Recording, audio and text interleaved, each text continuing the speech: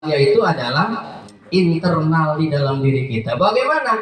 Karena di dalam diri kita itu ada tombol red and white, merah dan putih. Tergantung kita tekan tombolnya yang mana. Ketika terjadi sesuatu permasalahan di luar diri, maka tergantung bagaimana sikap kita di dalam diri kita mensikapinya. Kalau kita mensikapi secara negatif, maka yang akan timbul adalah negatif kepada diri kita. Ini adalah ada vibrasi, ada getaran-getaran.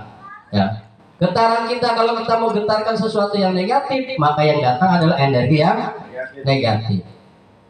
Itu, maka agar kita itu selalu positif dalam hidup kita, selalu bahagia, senang di mana-mana, apa di sini senang, di sana senang, di mana-mana kita hati senang, itu maka munculkan di dalam diri hal-hal yang menyebabkan diri kita senang. Senang dan tidak senang ada di dalam diri. Maka bagaimana kita untuk memanage, untuk mengatur bahwa diri kita itu harus selalu senang, harus selalu senang. Manakiban ini kita berkumpul dengan orang-orang yang selalu senang. Senangnya tidak atas sebab. Pokoknya senang, karena di dalamnya telah ada Allah. Ditanamkan nama Allah. Maka kita tidak akan bisa makom atau level ihsan kalau belum lewat pintu ihsan. Apa pintu ihsan itu? Tidak ada lain adalah talqin. Talqin itu adalah alat untuk mengenal Allah. Cara pintu untuk mengenal Allah lewat talqin. Kalau belum ditalqin, maka kita akan tidak akan mengenal Allah. Maka ibadah kita hanya ibadahnya ya seperti itu, ya.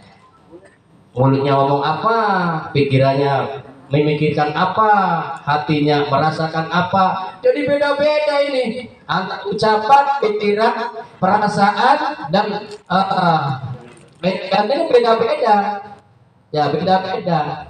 Bagaimana agar menjadi satu kesatuan yang bulat, agar satu saja. Ya satu saja pikirannya hanya kepada Allah saja. Yang diingat hanya Allah, yang dibayangkan hanya Allah. Bukan membayangkan Allah itu seperti apa. Karena Allah itu laisa kamitslihi syai'un.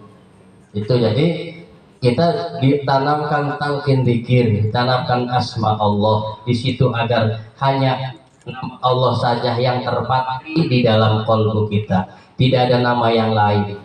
Tidak ada nama lain, sekalipun nama istri yang sangat kita cintai, nama suami yang sangat kita sayang, misalnya anak, segala macam itu harus dihapus. Yang tadinya nempel di dalam kalbu, hapus semua, delete semua, hilangkan semua stiker-stiker apapun yang ada dalam kalbu, hilangkan nama jabatan yang rebel misalnya, apa segala macam, ya.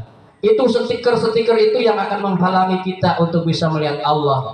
Ya, jabatan, pangkat dan sebagainya harus hilang. Yang hanya nama Allah yang tergurat, asma Allah.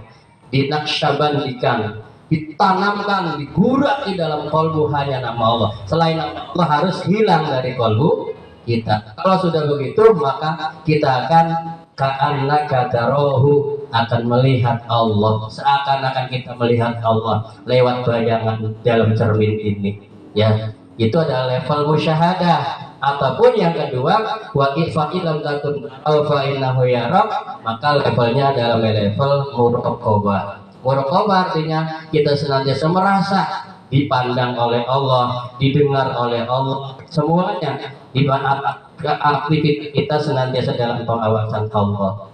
Maka Allah hadiri, Allahu nadhiri, Allahu syahidun alayya, Allahu ma'i, Allahu maini, wa huwa bikulli muhit. Kita senantiasa di dalam liputan Allah, di mana saja, maka diri kita sebenarnya itu tidak ada.